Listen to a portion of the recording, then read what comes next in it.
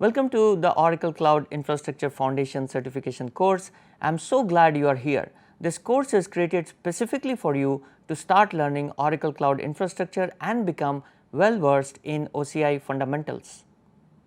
My name is Rohit Rahi and I'm part of the Oracle Cloud team. I'll be your instructor for this course.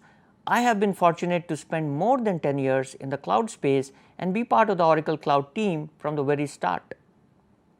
My team builds OCI certification and trainings, and in the past few years we have trained hundreds and thousands of learners on Oracle Cloud Infrastructure.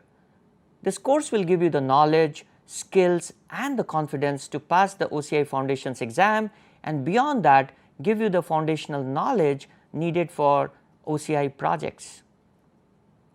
The course will cover all the areas of the OCI Foundations exam. We will start with a quick introduction of the OCI platform, and then we will dive deep into the core primitives, compute, storage, networking, identity, databases, security and more. I will cover event-driven architectures and developer services. I will also discuss our observability and management platform and hybrid capabilities. And last but not the least, I will discuss our differentiated pricing, SLA and support options.